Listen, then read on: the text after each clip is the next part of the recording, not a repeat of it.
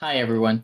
Welcome back to Bufnagle the podcast, where we explore entertaining and enlightening discussions of the adventure of life and all things good. From science and technology to history and philosophy to leadership and success. We hope to give you a better understanding of the world and skills for everyone to pursue their own adventure.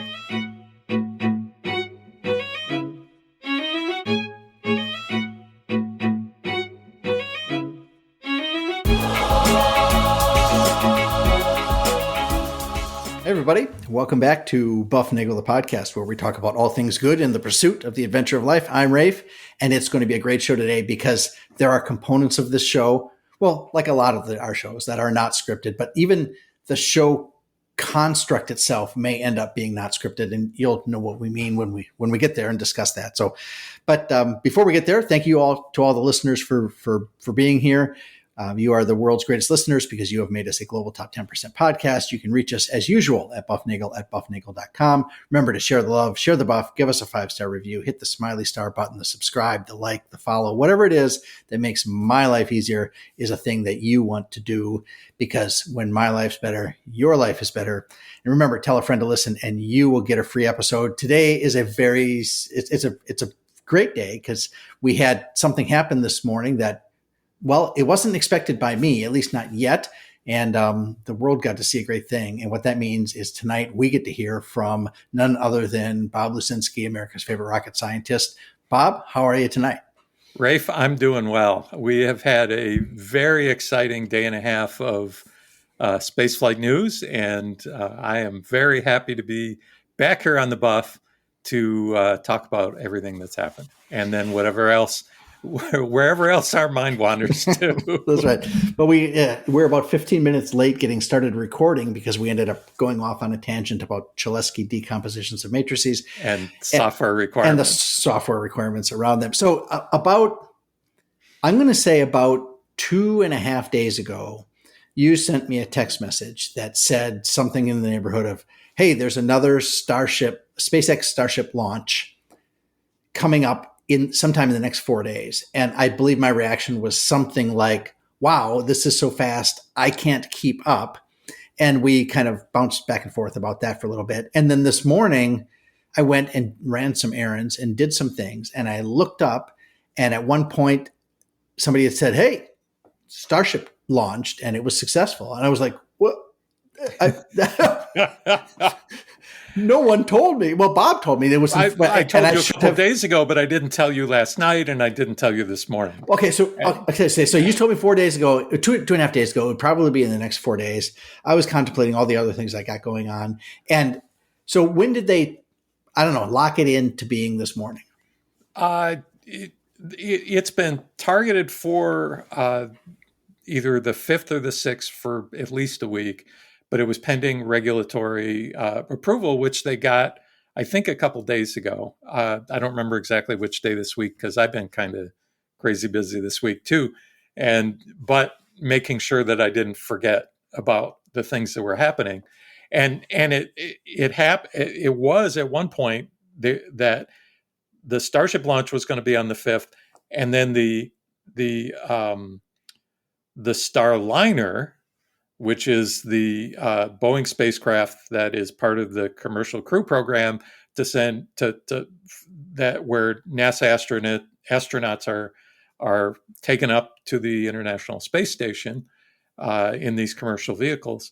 That launch had ended up on the 5th. So I don't remember now whether they were both scheduled at one point on the 5th or the Starship launch got moved to the 6th and the Starliner launch got moved to the 5th. But it made for a very busy day and a half, starting actually yesterday morning. It has been. I caught up today with those things amongst all the other things I was trying to do, and I did get a chance to watch. I watched the. It is. Every time this happens, I am so grateful that what is currently happening in the current age allows us to do what we are doing. Like, for example, right now, you are in Michigan, I'm in Indiana, and we could actually have you in Michigan and me in Indiana and be talking face to face, but that's not actually what's happening. You're miles away, and and we were able to do this over the interwebs and record it, which is phenomenal. And then I get to go. Somebody said it launched, and within 45 seconds, I hit the button, and I was able to watch in its entirety the SpaceX launch broadcast on the interwebs. I could have watched it on my phone. I could have watched it on my computer. I could have it was available on all sorts of platforms. And it is a wonderful technological world that allows us to do that sort of thing. And so, but I got to watch it, and I'm going to, if I can, maybe let's try this. Okay. And you tell me if this is a stupid idea. Let me tell you what I saw watching that, because I made some mental notes because I knew we were going to talk about. Okay. I bet we're going to talk about that this night. Yeah, right. I'll tell you what I saw, and then you tell me if what was going on behind the scenes that you saw or knew. I think that's a great idea. I just want to make one comment to your commentary about the current age and being and how we can watch these things, because I'm old enough to remember when we had were 3 network television stations, and if they didn't cover a launch, you didn't get to see the launch unless you were there, and so just. And certainly, if you missed it because you didn't get up early enough or whatever, we didn't have all this. And if you were lucky to watch it, to do this, keep in mind, I keep what we saw doing this thing was that okay. I learned how to count, and I learned how to count backwards, but I really saw backwards counting. That's the first time I really saw backwards counting was in watching the countdown for these launches. Yes. Remember, TV was not 16:9 back then. It was 4:3, and TV was running. Whoa! Wait a minute! Look at this. Hello. Oh, see this? Hello there. The TV was running. Holy cow! And we don't want to get too far into that sidetrack, Rafe. Story time. Harry came in. See, this was the thing that we thought actually might happen. We weren't sure if Harry was going to be able to join us, but we are very pleased that he has made it. Absolutely. So, okay. Well, TV was 4:3. It was black and white. Yes, it was. Right. Way back. And then, and the count time was this little clicker thing and you just saw what they showed you, which was a rocket and it wasn't HD, right? I mean, it was like 2 levels down from that. It wasn't even. It was horrifying. It was like it's amazing to think we could actually do the things we were doing that we were watching, given what we had in the way of technology to watch it. Yeah, so we're watching. That's a big digression. Yes. Okay. So when I saw Harry just catching up, I'm telling the story of what I saw on the thing, and Bob's going to tell me what little nuances I missed in actually just viewing this post hoc on the computer here. Oh, is this the NASA launch? No, well, the SpaceX one, and then we're going to talk about the NASA one because I read up on the NASA one afterwards, based upon some information Bob kindly sent my way. So, all right. So they're doing it. When I tuned in, they were I fast forward a little bit through the pictures of the clouds and the rockets this morning, steaming, and I watched it lift off, and I have to say over and over and over again, all the information you really want to know is on the screen there, right? I mean, they show you in graphical form all 33 of the, I was going to say all 33 of the Raptor, of the engines, but I have to say the Raptor engines because that sounds so much cooler. Yeah, Raptor. Yes, SpaceX does a really good job on their broadcast. Now, granted, they've launched hundreds of Falcon 9s, and so they've gotten really good. They've got this down to a routine. But then for the Starship Superheavy, they've added another level there with the engines, so you can see all the information, the orientation of the spacecraft, altitude, velocity, all those wonderful things. Yeah, they do a really good job. And this time they were showing multiple pictures. Okay, so they had a camera like on the top of the rocket looking down, on the bottom of the rocket looking up. So good. They had ground cameras, and it wasn't a particularly nice day there for launch, right? It was a little foggy. It was a little foggy. People that were there to cover it from, for example, NASA spaceflight, it sounds like they didn't all get to see it, even though they were there. I saw it. I know, right? I saw it. I didn't leave my chair here in front of my computer, and I was able to get up in time to watch. Well, it's getting to be toward your bedtime tonight then, I guess. So, okay, so they launch and they show you this ring, this picture of the bottom of the rocket with all the little, and there are 33 little lights, but you saw one of the engines wasn't firing or wasn't working or operable. Yep. What And would be when the you right word? saw a view of the aft of the rocket, you could see that there was one engine out of the 33. And now you've told me this before, but I would guess, but you probably know. So they can still launch with. They can lose. My understanding is they can lose 3, and Okay. still have a good flight. They only lost 1. The previous 2 flights they didn't have any go out during the initial flight. So yeah, this was I personally was a little surprised to see one engine out on the Super Heavy, but it still went fine. Well, it looked like it went fine, right? I mean, we couldn't tell. I mean, I couldn't tell if they never would have told me and never would have shown the picture of the Yes. bottom end. Would you call it the aft end of the rocket? Aft. Yeah, we never.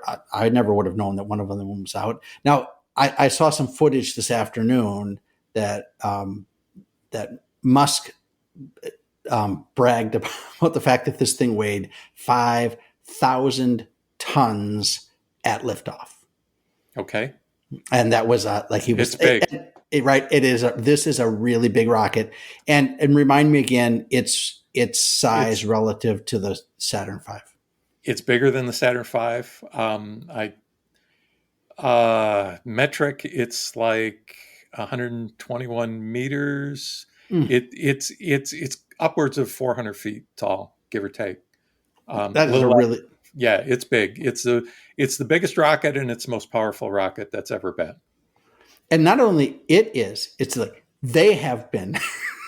Right? There's been, we've seen how many launches in the very recent past of this rocket.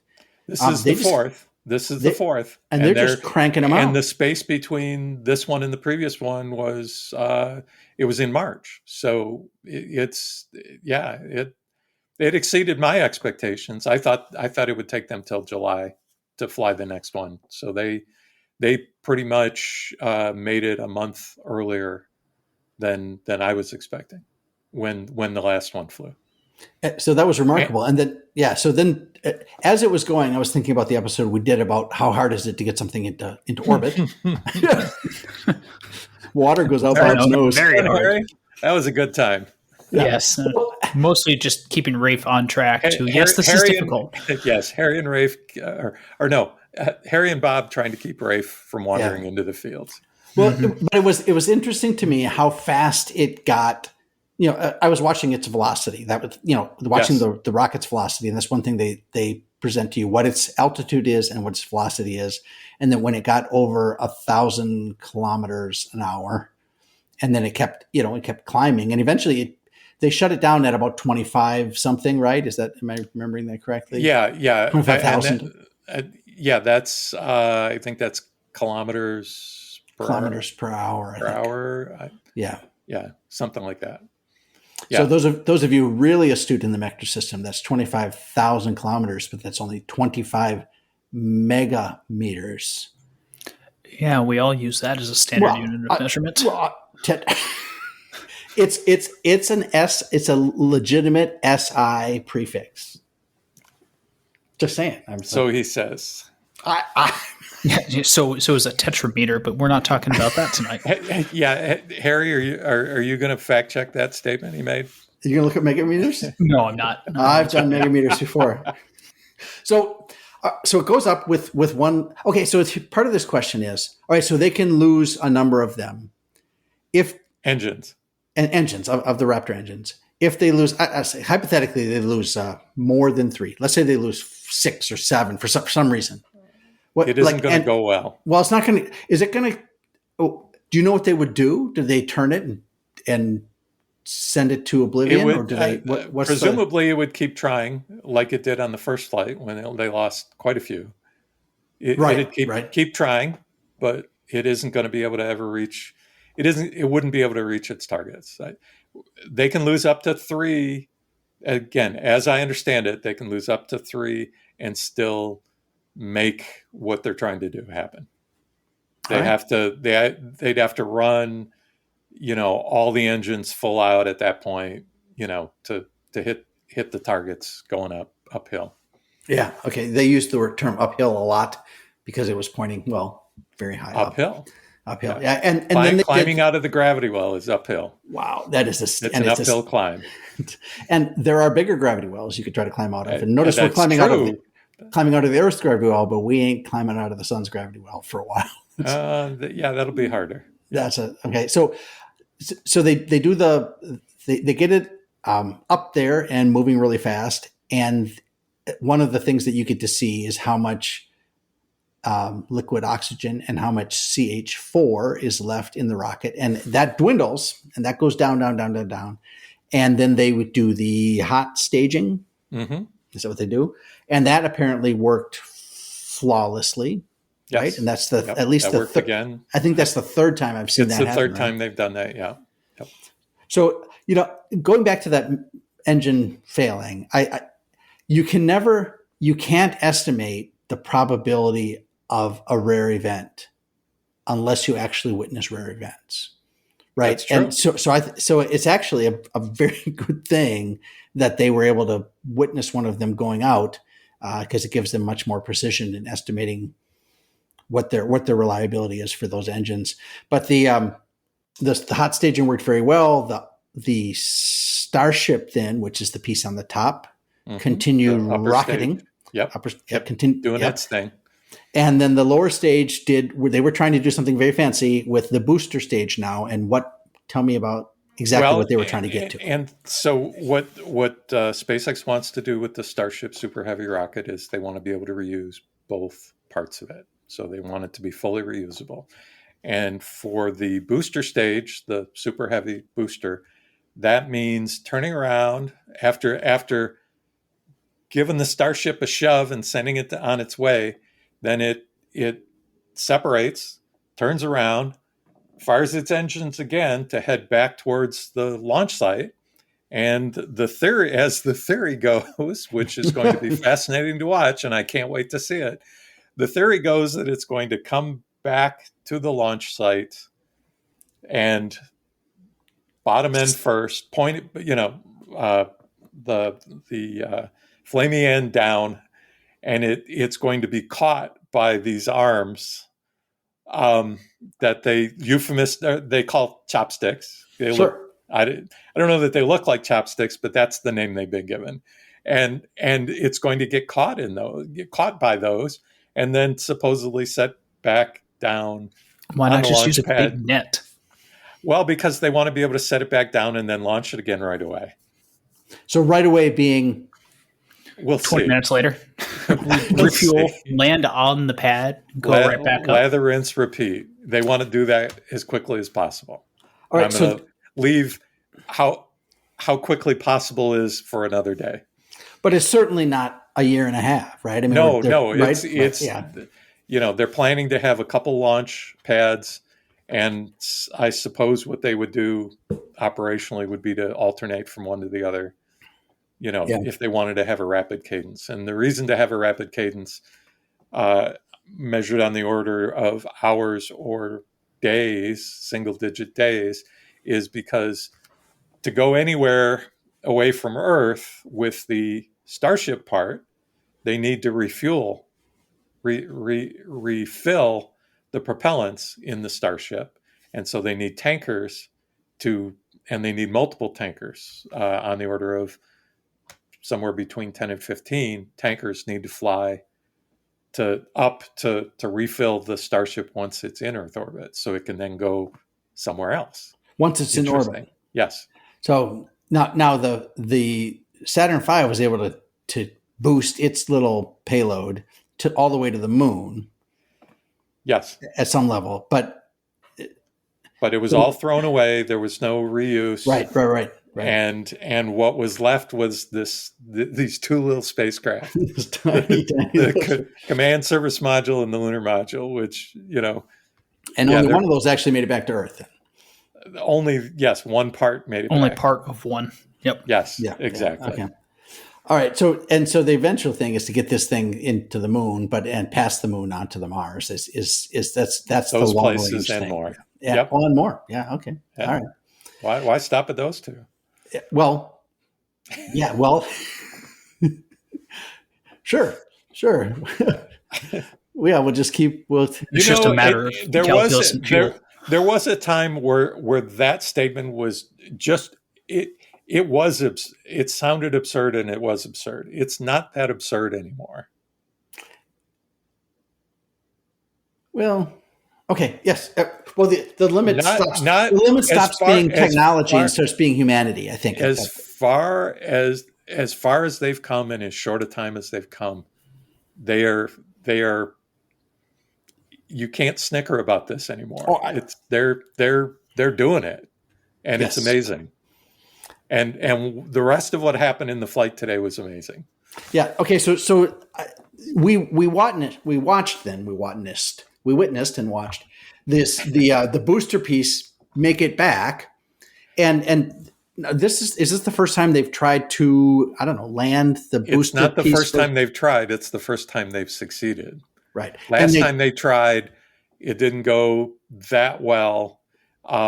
It ended up having a rapid unplanned disassembly, several hundred meters above the surface of the water.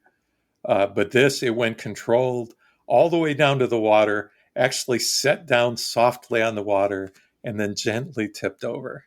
Right. You could see that with the camera view from the top of the booster stage. And I was watching because I was having trouble. Sometimes the video gets a little fuzzier here and there because because of course it's going to be that, right? Mm-hmm. But I was watching its velocity go lower and lower and lower and lower and its altitude going. So they were both converging to zero at the same time. I was hoping that it would, and it did. It just, and you could see the water being pushed away by the exhaust from the rockets at the bottom. Yeah. It was a remarkable thing to think about what that thing was doing. So the plan eventually is to not do that over water then, right? It's going to do it on land and drop it right on a pad. Supposedly. Oh, no. Well, it's going to get close and get grabbed by the fingers. So, yes, by the arms on the launch pad. And supposedly if this was one of the gates in order to pass, in order to then attempt to do that at the pad.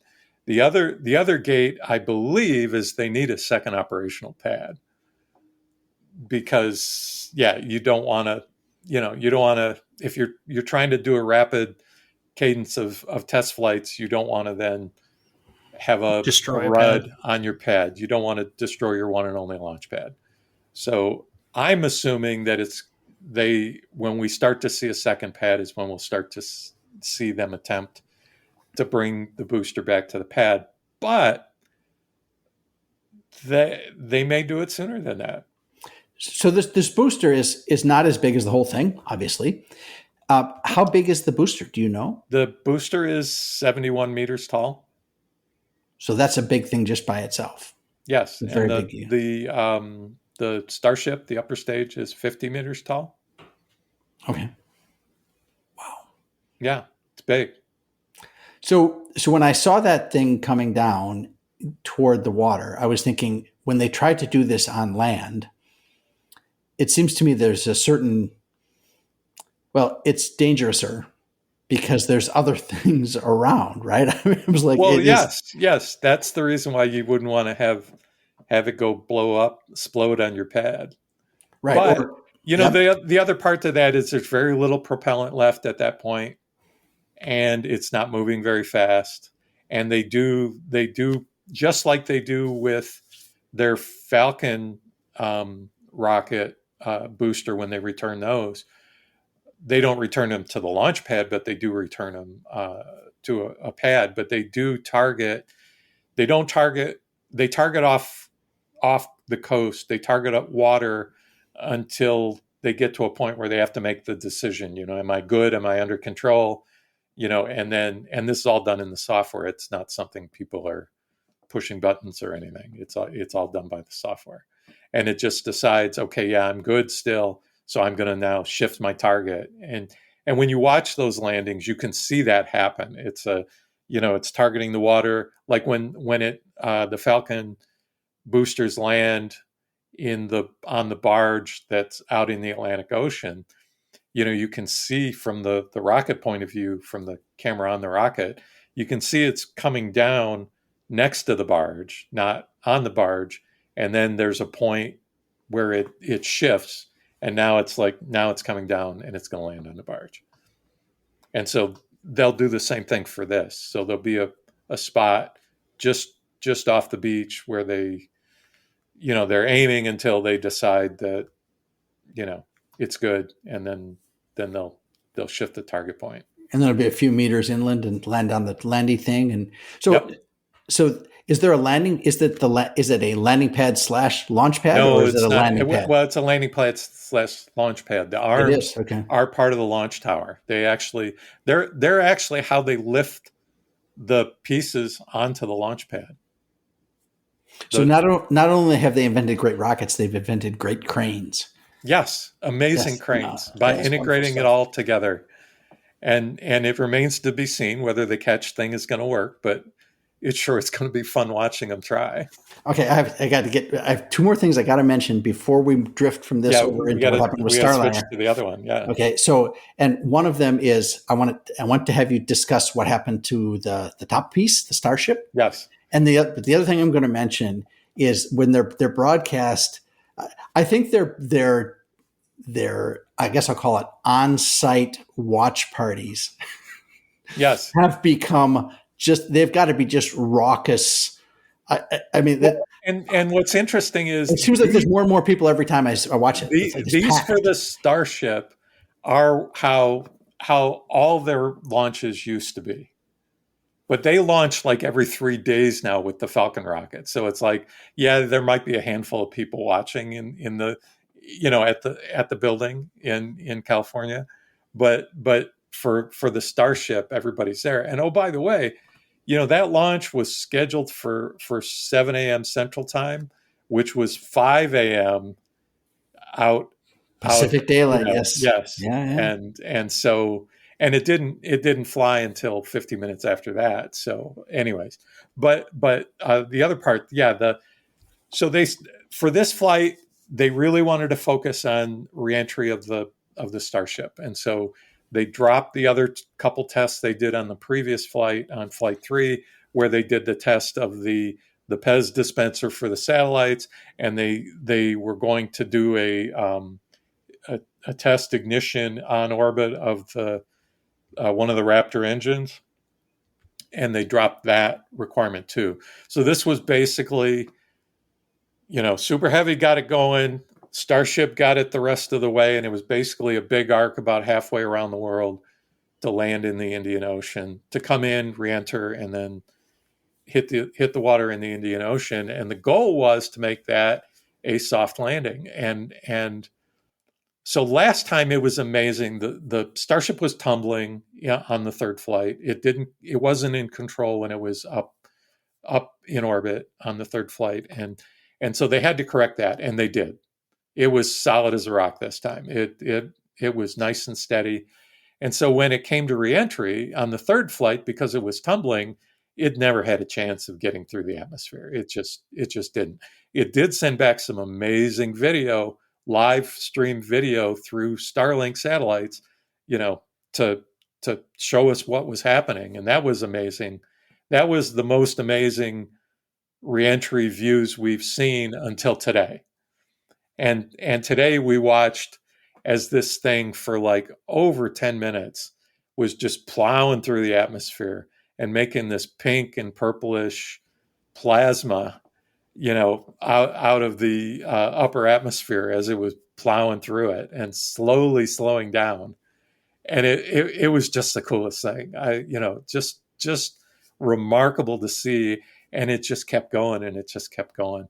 And that they had a camera on one of the control fins, and it was doing really good. And then, I don't know, it might have been 8-10 minutes in, it was past peak heating, and you saw the thing start to peel away.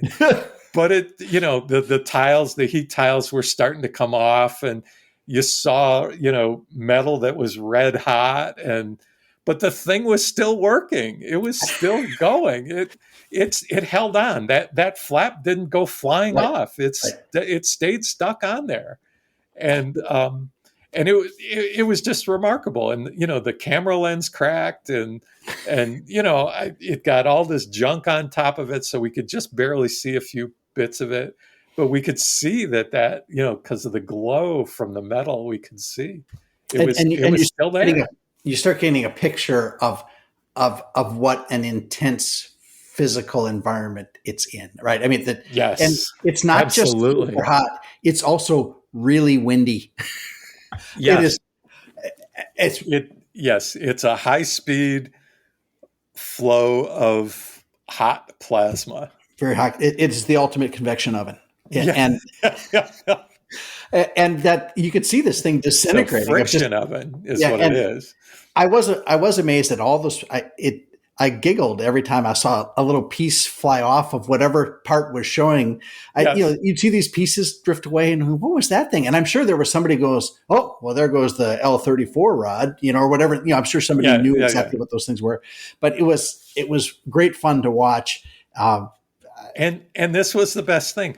They got all the way to the point. They have practiced this with previous suborbital launches of just the Starship, where they practice going up and coming back down. So that the last maneuver, they come in, it's a belly flop, they reach terminal velocity for the thing. That's why it's got the 4 flaps, so it can, increase drag.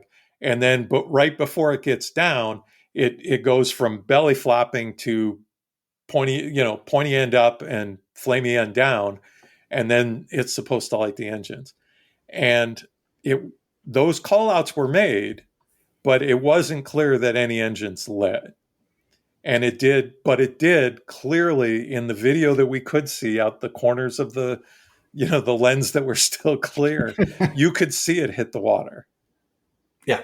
And that was amazing. So it landed out in the middle of the Indian, somewhere in the Indian Ocean. And did somebody chase it? Did it sink or it sank? Or? Presumably, they just hire amateur storm hunters. They're amateur. I haven't. Hunters I've been pretty busy and haven't done any follow up to see if anybody observed it from the ground re-enter, or if the thing sank or whether it still floated afterwards. But either way, I don't know if they had plans to go check to see it, and if it was floating to try and sink it. I'm not sure. Yeah. All right. Yeah. All in all, this was a remarkably successful test flight. They got all kinds of data that they wanted. They had contact with the spacecraft the entire way through reentry, which normally is not a thing.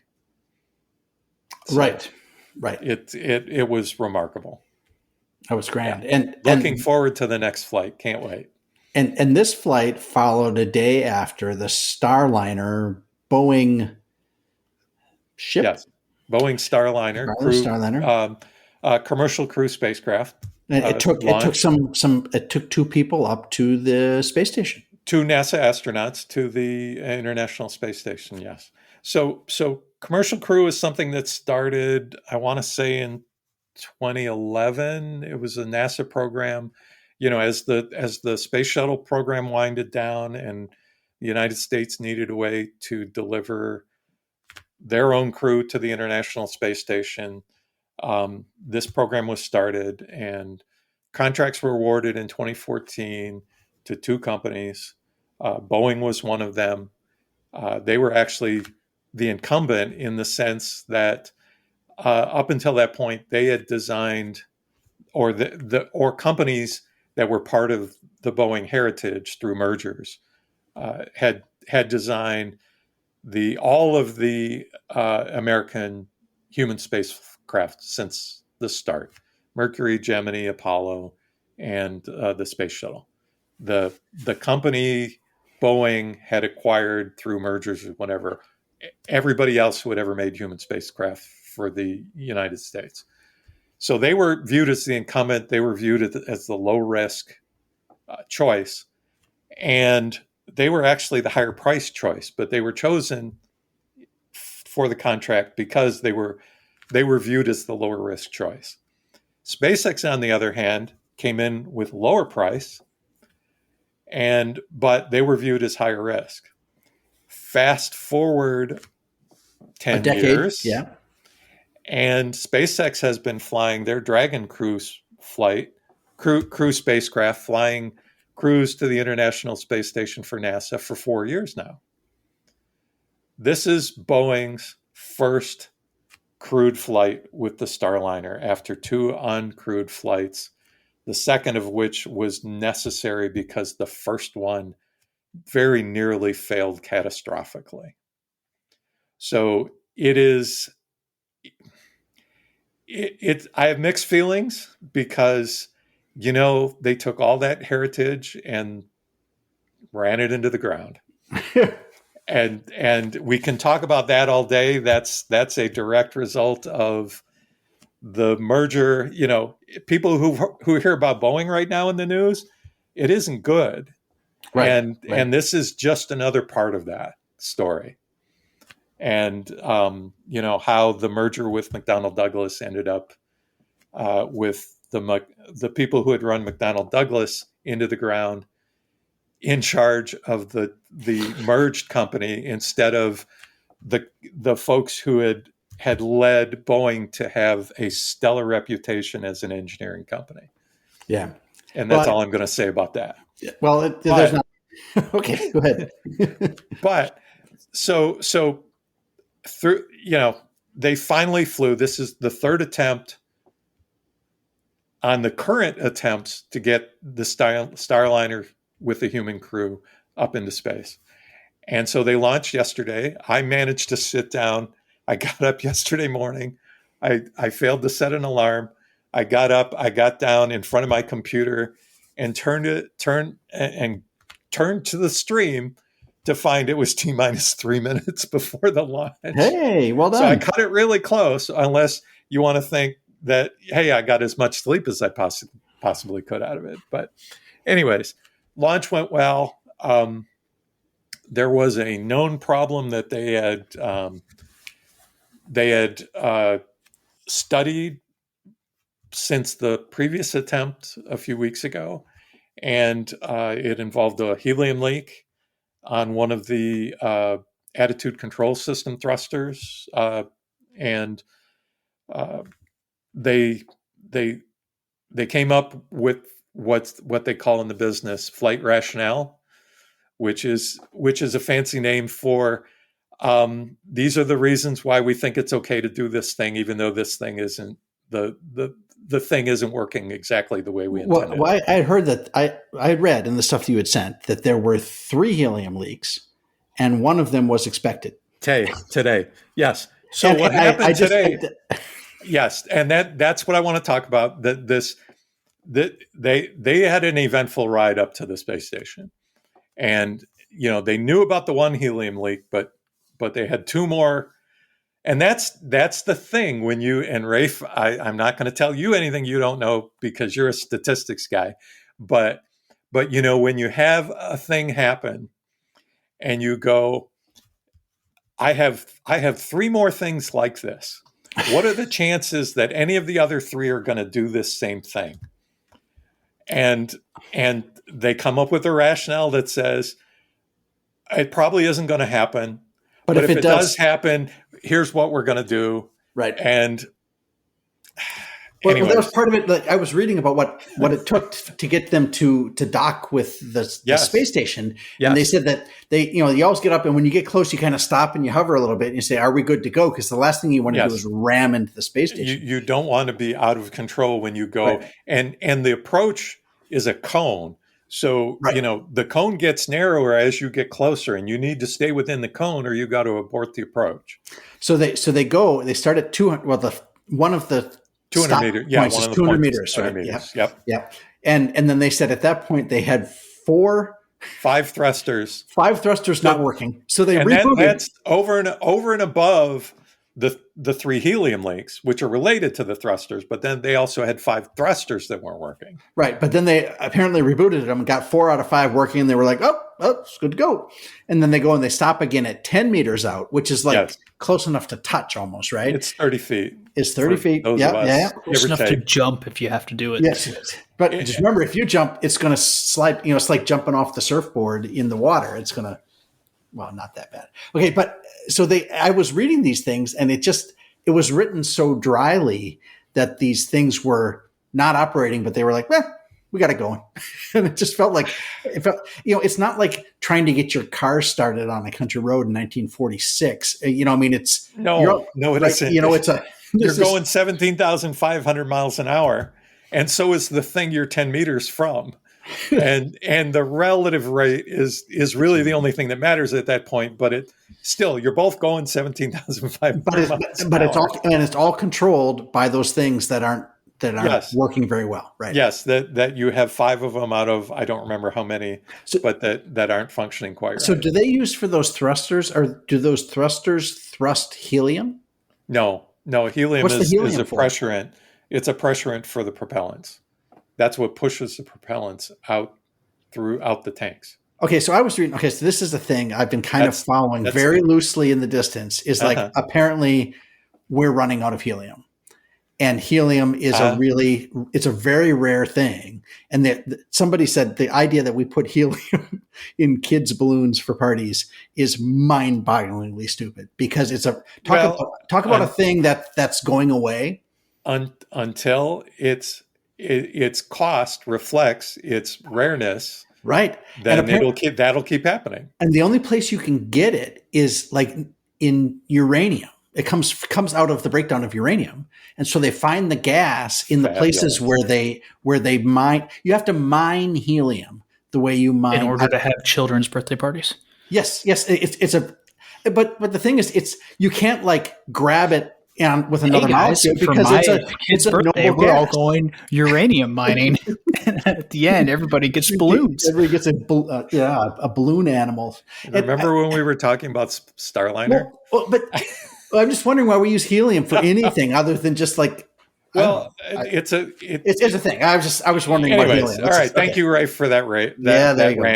That's what we'll do is we'll say that yes. So not only one thing didn't go right with this approach and docking, they did finally dock. They docked one orbit later. They wait for the lighting to be just right, and literally traveled around the world just to orbit. Yes, just hovering that close to each other, and station keeping, as they call it, and they were able to successfully dock, even though they overcame these difficulties. But you have to scratch your head and go, these guys were the incumbent. Historically they had developed the first 4 American human spaceflight spacecraft, and here we are. Well, it's a testament both to the courage and the ability of the people trying to operate those machines at the time. And it's not I guess I wouldn't want it. I'm not sure I would want to be on any of these machines right now, but no one's asked me, so I'm not going to have to turn them down. You did apply. I did apply, and not only did I apply, I successfully applied, which means my application was actually reviewed. That is and denied. That's okay. And I'm just going to say that's better than I ever did. And funny story here to finish up maybe is my brother just sent me, he's been going through my parents' house and finding all the old stuff. And he sent me a paper that he found that he had written where he interviewed me when I was in 11th grade and he was in 9th grade. And it's hilarious. But one of the parts was about how I wanted to be an astronaut. And, it was just dreams come true. I was never an astronaut, but I did work on the space shuttle, and I did get to crawl around inside the and look where you are now. You're on the buff with us. I'm on the buff, and I am America's favorite rocket scientist. And I think, what more can we say at that point? Dreams do come true. It can happen. Yes, they do. Yes, it can. All right, Harry. Anything that you're really glad you joined? I have nothing profound to say. All right, Bob. I'm glad I could listen. Bob, Thank you. As always, it's a wonderful. We'll probably stop the recording here and talk for an hour, but it's almost certainly it is, as always. It has been a pleasure to be on the Buff, and I look forward to doing this whenever the opportunity arises. Well, thank you for doing this on short notice, and Harry, thanks for joining us. And we'll do some more recording next time. But in the meantime, we'll encourage our listeners to seek the good, live virtuously, and flourish, and enjoy the adventure of life.